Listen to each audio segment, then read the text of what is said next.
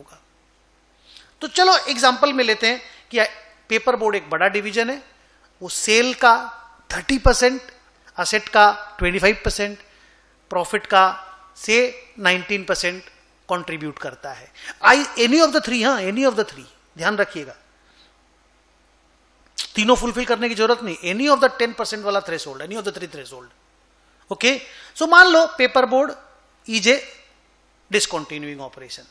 Okay, तो sir अब करना क्या है, अब AS24 की सुननी है कि AS24 हमको क्या क्या डायरेक्शन देता है। अब समझाने के लिए मैं आपको यह बोलूं कि इनिशियल डिस्क्लोजर इवेंट एक हैपनिंग है, घटना है, जिसके होने पर ही किसी भी एंटिटी पे AS24 एप्लीकेबल होगा, अदरवाइज नहीं होगा। एंड दैट हैपनिंग को समझना बहुत ही इजी है। ओके, AS24 बोलता है कि initial disclosure event is the occurrence of any of the following 2 events whichever occurs earlier. पहला, the entity has entered into a binding sale agreement to sell the division. दूसरा, the entity has approved and announced a formal plan of डिसकंटिन्यूएंस।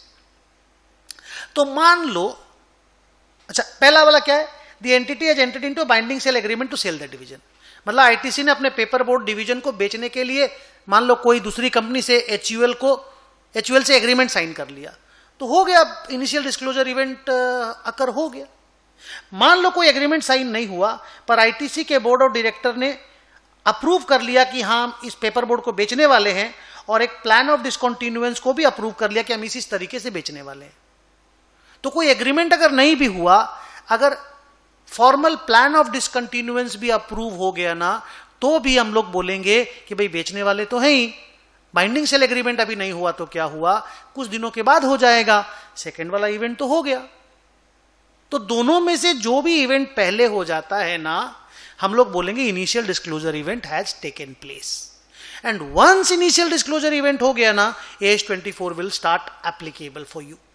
आपको AS24 के disclosures देने पड़ेंगे। तो चलो अब इसको पेपर बोर्ड वाले एग्जांपल से ऐसे जोड़ते हैं कि आईटीसी ने अभी तक बाइंडिंग सेल एग्रीमेंट तो नहीं साइन किया किसी के साथ, पर आईटीसी के बोर्ड ऑफ डायरेक्टर ने ये प्लान डिस्कस करके अप्रूव कर दिया कि हाँ भाई हम इसको बेचने वाले हैं पेपर बोर्ड के डिवीजन को। अब हम टेंडर फ्लोट करेंगे, कोर्ट मंगाएंगे, कौन कितना रुपया देगा मेरे डिवीजन को। उनका एक्सपेक्टेशन है कि 500 करोड़ में बिकना चाहिए। तो बोर्ड ने डिसीजन ले लिया कि हाँ भाई हम बेचेंगे। अब वो टेंडर फ्लोट करेंगे, बाइंडिंग सेल एग्रीमेंट वगैरह बाद में होएगा। तो क्योंकि सेकंड वाला इवेंट हो गया, the entity has approved and announced the formal plan of discontinuance, क्योंकि ये हो गया तो इनिशियल डिस्क्लोजर इवेंट तो हो गया।